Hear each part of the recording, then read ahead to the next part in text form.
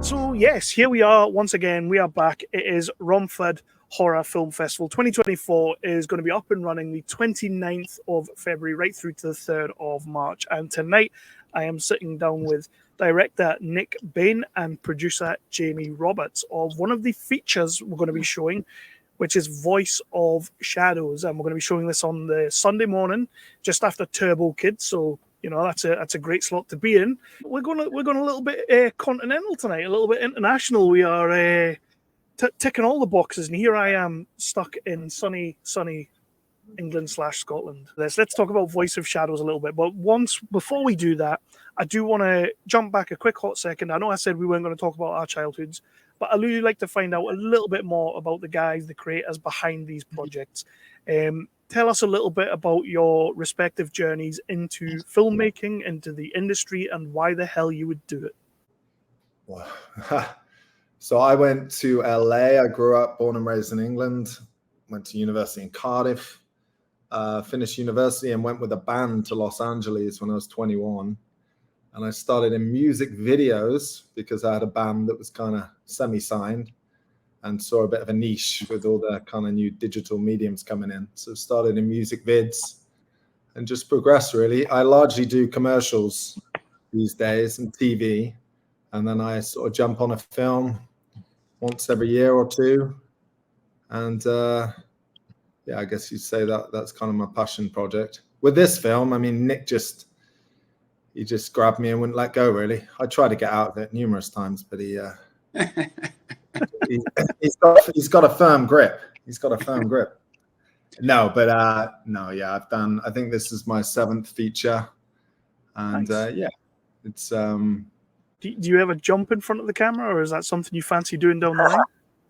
I have been in front of the camera. I just wrapped a film. Well, I say just wrapped about a year ago now. We've been in post for a while, called Santa down in Brazil. And I was on screen talent for that. Well, I'm not sure you call it talent. I was on screen, shall we say. But Nick wouldn't put me in this. I begged him. I begged him. But no, not a whiff. You would have been a great my father's an actor back home, so he kind of put me off acting, to be honest. I'm saying you would have been a fantastic Ernesto. I mean, and Nicholas, a little bit about your journey. We did. Jamie did almost play a number of roles on set, but it didn't happen. So I'm from Minnesota, which is where we shot about 80% of the movie. And I moved to Los Angeles. I was principally a screenwriter before. Wrote a feature that was produced, a graphic novel that was produced, and then I was writing on spec or getting hired by producers, and movies just weren't happening. And I was just getting really tired of it. So I thought, why not produce and direct my own film? And this is your feature debut as well. So how was that task, taking that head on? When you're producing, and obviously Jamie was really the principal producer, but when you're producing and directing and the writer, and you're shooting on location in a remote town, I mean, the movie had a lot of challenges, but we did it. We shot, I think, 14 days in Minnesota before we got shut down for COVID, and so 6 months later, we flew everyone out to Los Angeles and finished the film there. Wow, it's funny because I'm hearing this story a lot. Shooting something before COVID, and then it kind of knocked everything back a little bit. Obviously, it happened to everyone around the world, and it was where I like to ask the question of how you kept the passion going in such an uncertain time to come back and get this finished. I mean, certainly couldn't have done it without everyone's, eagerness to come and finish it. But basically, we had 2 days left of shooting the movie. And we were so far invested into the film at that point, there was just no turning Basically, it was the end of the film. you know, with the climax of the film, the last 8 minutes of the film was shot in a studio in LA, and then some of the exterior car scenes, and then the church scene with B-Bang. That was all LA. So, but yeah, just resilience. Jamie, how did we do it? I don't know, man. Like most indie films, I mean, this actually was a particularly difficult film. I think just because of the circumstances, we had a lot of people flying in. I mean, I say that we had one location for about 50% of the film, but somehow it was still very difficult, and certainly for production and for Nick as well, because always when you're doing indie films on a budget, you know, the first thing you pull from is production and any sort of support. And then when you do that, the problems arise because the crew don't think they're being looked after. And, you know, we're on location, so you're having to put people up in Airbnbs. We're doing COVID tests, you know, daily or every other day. There's like 2 people in production, and we were in quite a remote town. So it was a tough one. It was pretty tough. It was harder actually when we went back to Minnesota and we had multiple locations.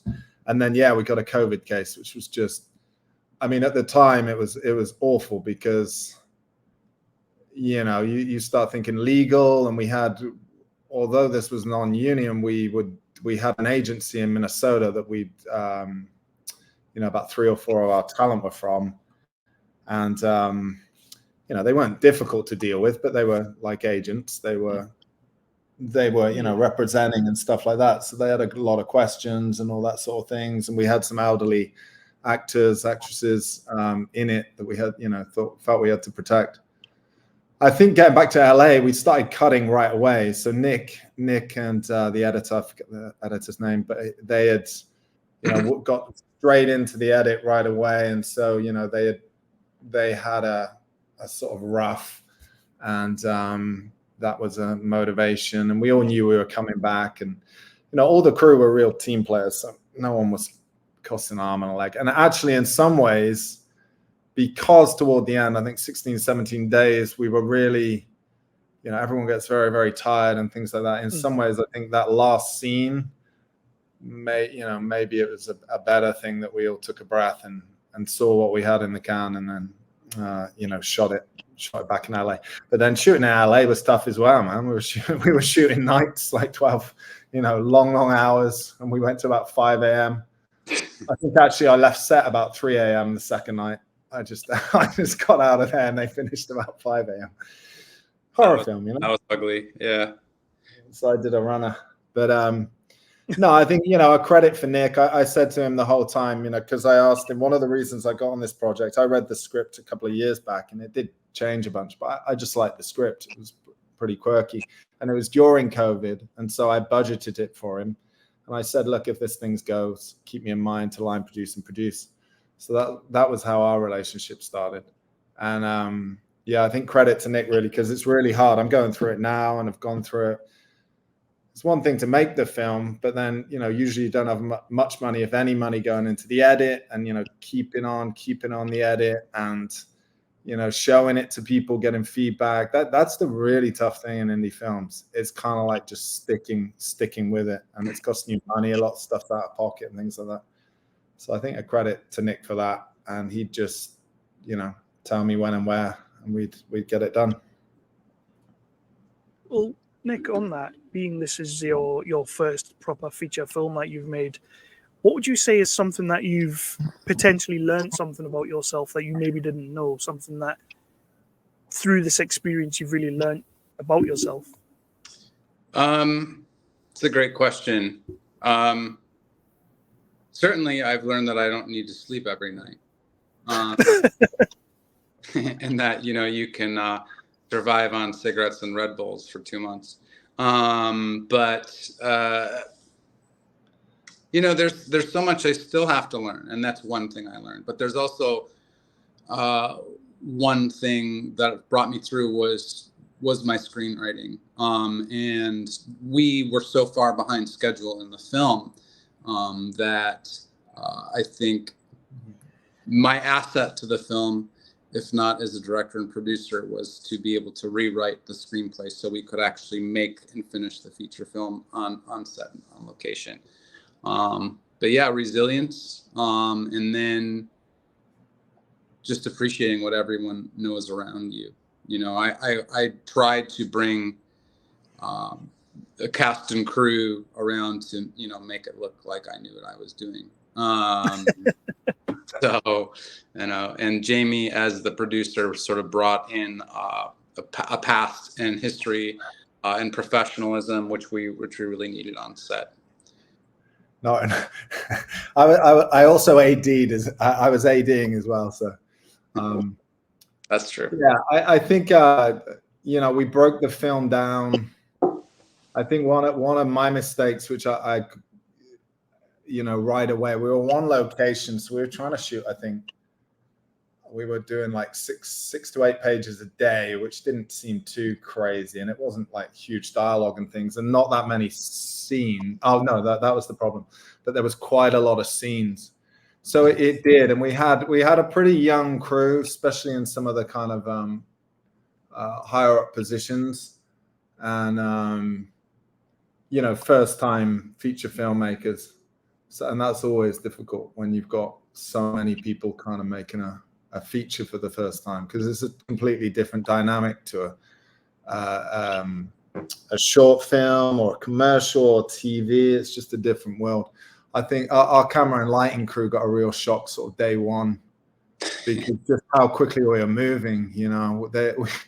And we didn't have a huge. The film looks great, and they did a great job and things, but we had very few people. You know, we had quite a lot of gear, and that's always a problem. Is you've got the gear, but you've not got anyone putting it up and things like that. So there was a lot of what's the word, compromise. You know, after a few days, you know, and come to Jesus moments about like what we were making, how we were making, and just for everyone to get on board. But you know, people did. And yeah, it wasn't without problems and conflict and stuff like that. There always is. Tell us a little bit about where Voice of the Shadow comes from, and what made you want to write this story in particular. I think this is probably the 15th screenplay I've written feature-wise, and I sort of gnaw on different ideas. And two things that come to mind when, like, what inspired Voice of Shadows was, well, first of all, a friend of mine had this story where they had a landline, and the family gave it the landline, the parents died, and then like a local bookshop like picked up the landline. And so my friend said to me, wouldn't it be strange if like all these people from the past end up calling this bookshop, like looking for the deceased parents? So that's one area the inspiration came from. The other is a movie called House of Sand and Fog, which a friend of mine wrote with Ben Kingsley. And that movie, to me, I read in college. I mean, the book, it was an adaptation, and, you know, it was all about, you know, the significance of procuring a home and security in, you know, the adult phase. So that movie was also a pretty big inspiration on this movie, I would say. And speaking about procuring homes, the house in this movie is pretty much its own little character. It's such a, like, it brings to mind, you know, like the Amityville house, sort of like it's an iconic house that you see on posters and you know instantly. This house has that kind of feeling. Is this a house that you always sort of knew about and you were like, I need to shoot something in here because it's aesthetically pleasing? So that's a great question, and the answer is not at all. We are actually going to shoot in a completely different house in St. Paul, which is the capital of Minnesota. And in looking at the house, Matt Roy and a couple other people just said we can't shoot in this location. So I started looking at bed and breakfasts. And Marty and David, who own the house in Lanesboro, you could actually go stay in this house in Lanesboro, Minnesota. You know, really wanted us to shoot a movie there. You know, they had no idea what we're getting into, but, you know, they're still talking to me. So actually just went and stayed at that house. We showed that film in that town a couple months ago.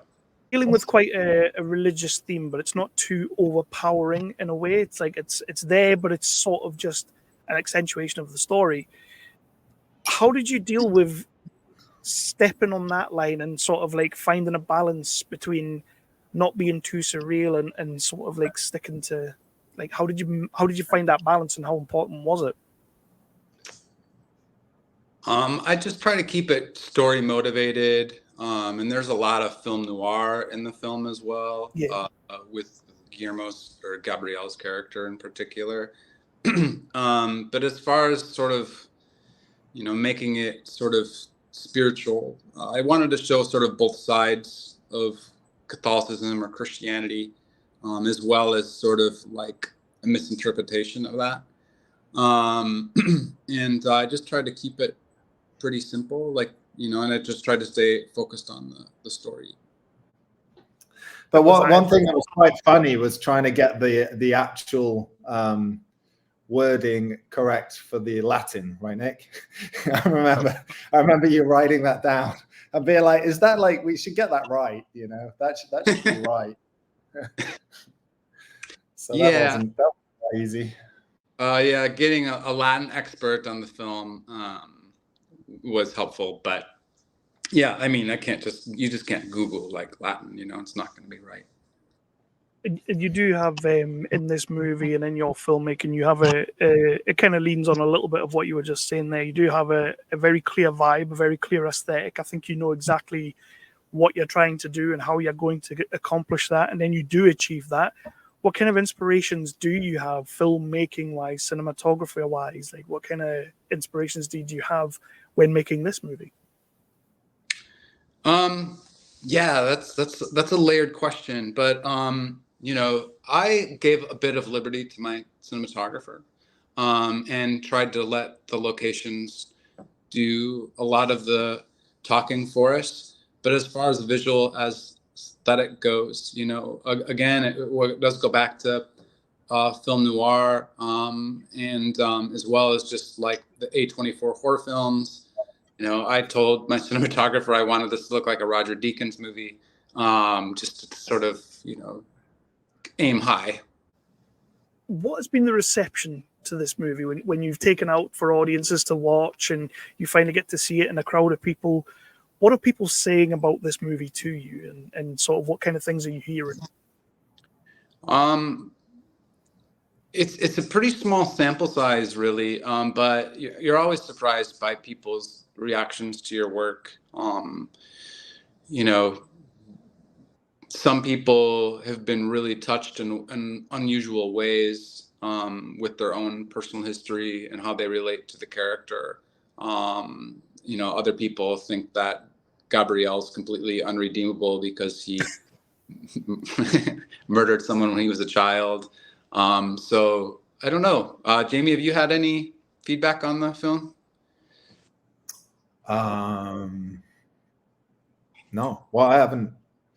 Yeah. I've never been at a screening. I've had, there was feedback coming, internal feedback, when we were going through the edits. So and that's always such a mix, it's so interesting with the film because like people have such differing viewpoints and takes, and so I mean ultimately you just gotta, and this is what I said to Nick really in the end. I had a lot of notes going through, but ultimately you've just got to put out what you think is good. I do like to ask one question that a lot of creatives like yourselves don't like being asked because it's trying to find a positive. But any director, any creative, any producer, any actor can tell me everything that was wrong with the movie that they've just been in that's up on the screen and people are watching. But I like to find out if there's something that you see on the screen when you watch this movie back and you're just so proud of it. You just think to yourself, that day we nailed that shot, we got that, that looks amazing. What are you most proud of with this movie? There's really so many things I'm proud of in this movie and so happy how it turned out. I mean, I just think it looks visually stunning. I think Utku and Aleph did such an amazing job composing. Sadar with the visual effects, did an amazing job. But as far as like a single moment goes, you know, I think, I mean, for me, I think like, you know, just like the opening scene, like the Gabrielle and the confession booth, you know, is a really great way to set up. You know, I thought that I wanted to develop this character really quickly, and I wanted to do it sort of before the story started. And so we, you know, ended up doing that during the credit sequence, and I think it sets up the film really nicely. If you pay attention to what he's saying, you know, it's all relevant throughout the rest of the story. It's a very intense opener as well, which I love kind of stuff like that. Just great written dialogue, well delivered. So yeah, absolutely spot on there. And Jamie, I've got a feeling you don't have anything positive. No, I do. No, we did a lot of scenes and a lot of movement, and there was steady cam and there were things. So I think one of the things I'm proudest of is just sort of sticking with it, because, you know, sometimes things aren't working and stuff like that. So, you know, there's some scenes with it. Actually, I quite like the scene a lot. That first scene where we're just introduced at the house, and we're moving, because there was quite a lot of choreography in that. When we're moving back, she's gardening and they're coming up to her. We shot about 5 different sequences, and just, you know, just setting everything up. I like that scene. I also like the scene where he's running to grab an axe, and because again, it was so many different bits, and he kicks down the door, and then we got all the lights. I mean, there was a lot. We were a tiny little crew, but very skilled. You know, lots of people, our gaffer, our DP, like lots of people making things happen. You know, that scene, and so yeah, I can't really tell you exactly. I also I like that opening between the two of them in that first. You know, when we're introduced into the characters, and then we had so many driving scenes. There was so much stuff. So, no, am I sounding like I'm not a fan of the film? I'm a huge fan of the film. I'm a huge fan of Nick. I'm a huge fan of this film festival. I'm just joking. But what I do want to say is, you guys should be proud. You should be absolutely proud of this movie. It does look amazing visually. It's fantastic. It's not so much a horror, more of a kind of a psychological sort of slow burn, which I'm really into. So I was all about that. But this film, for your first movie, Nick, it's a fantastic feature. So you should be super proud of this movie, and that's why I asked the question, so that I get a chance to gush over you. Thank you so much. I appreciate it. Yeah, Jamie just had like a lot of responsibility in this film. Oh yeah. So I think he's probably still. I mean, not really. He was delegating, really. Yeah, it was. I was delegating to my what's the word? It's really stressful delegating. My different personalities. So we're gonna move on. We're gonna wrap this up in a quick second. But first of all, what's next, guys? What you got anything that you're working on? Anything you can tell us about? What's next? And are we maybe going to dive into this universe again?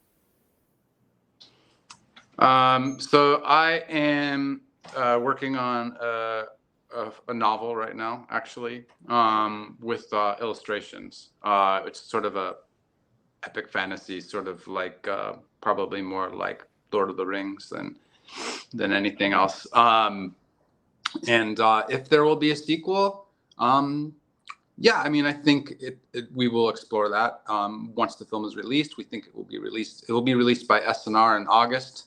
Nice. And we're just, you know, in figuring out the exact distribution. There's going to be a 10-city theatrical release here in the United States. I definitely feel like we need to see Ernesto again. Yeah, so does Martin. Martin really wants to be in the sequel or the prequel. He's pretty much already writing it. So Martin's a great Polish actor. He's done a lot of. It's really cool because he's just one of those. You know, when you watch a movie and you see a side character and you think to yourself, I wonder what their life is like. I wonder what they do outside of this story. Ernesto's one of those characters. You just like, you sit there and you're like, I need to know what he does 9 to 5. He wakes production up at 4 a.m. in the morning to move him in his hotel room. So because there's like a chime outside his window. That's what he does. That's what he does. 4 a.m. in the morning. Move hotel or Airbnbs, rather. Airbnbs. But and Jamie, anything you can talk about? Anything you wanna anything you're moving on to next? I mean, just yeah. So since that film, I did another feature called it was called The Water Bearer. Now it's called The Protector. It's kind of like a Mad Max, Children of Men. Is that the film? Sign me up. It's kind of like so we shot that. When was that? Well, we ended it last year, but it started about a bit longer. So that was another labor of love, and just like Voice of Shadows, that should be getting released. Actually, we should be getting that released in the coming months here.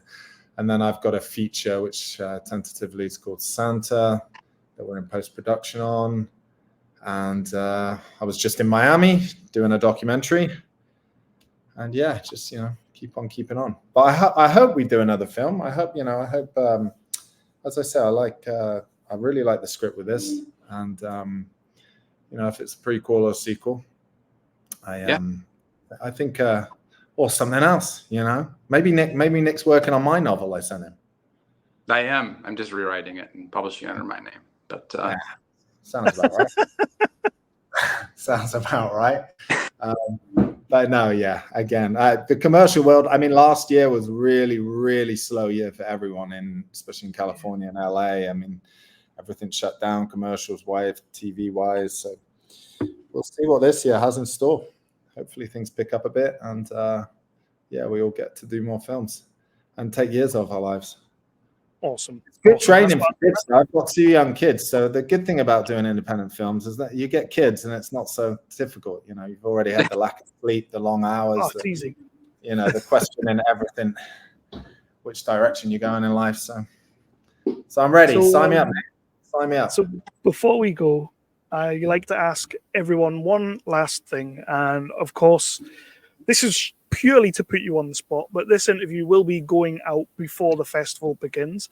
The movie's going to be showing on Sunday morning, March 3rd. Please do, everybody. Tickets are still available, full festival passes, everything like that. So come and check this movie out. Check all the movies out, but also definitely check this movie out. But I like to ask, who wants to give that pitch to get people through the door to watch this movie, Voice of Shadows? Just to put you on the spot. Just to put me on the spot? I guess I'll do it.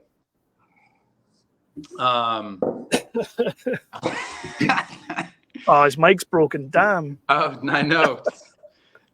So I would suggest this movie if you're looking for, intellectual horror or elevated horror.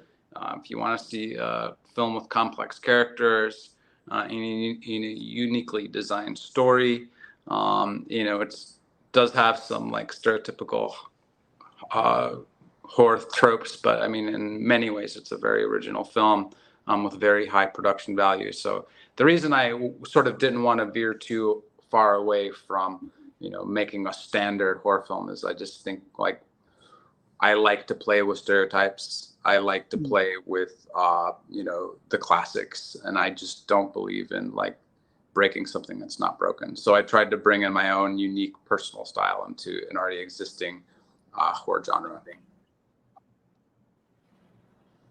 Awesome. And if that doesn't make you want to see it, I don't know what will. Was that good? I couldn't hear. Was that good? Did we do well? Now, Jamie, you do it. Right, guy.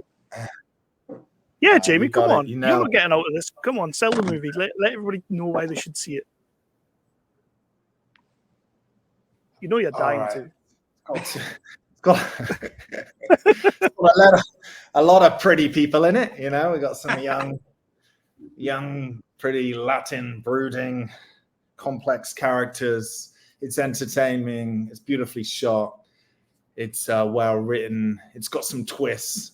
And there's some jump, there's a few times where you're going to be jumping out your seat. So if you enjoy classic horror and you appreciate the medium of horror, go and see Voice of Shadows. Excellent. Excellent. We'll put that right at the start. So, guys, thank you so much for jumping on and doing this. It's been an absolute pleasure to speak to you. It was a pleasure watching your movie. Thank you for submitting it to the festival and letting us show at the festival as well. I think it's going to go down really well. We are going to be streaming the award nominations in about an hour's time. No spoilers, but maybe just, keep an eye on it. But anyway, so I wasn't supposed to say anything about that. Guys, thank you. Did I win Best Producer? Did I win Best Producer? Well, you were in the running until this interview, and then you were like, "Oh, I hated this movie." I didn't say I hated it. I love it. I never slept for weeks. It was terrible. Oh. Yeah. But no, we did put Jamie through hell. No, yeah. you didn't. No, we really job. did. We really did. But yeah, more on that after the release. So not a problem. Again, right, guys, thank you so much. Fortunately, I was paid so well that it didn't matter. You were. All right, Dad. Appreciate your time. Thank you so much, guys. Yeah, it's great talking with you both. Thanks. Thank you.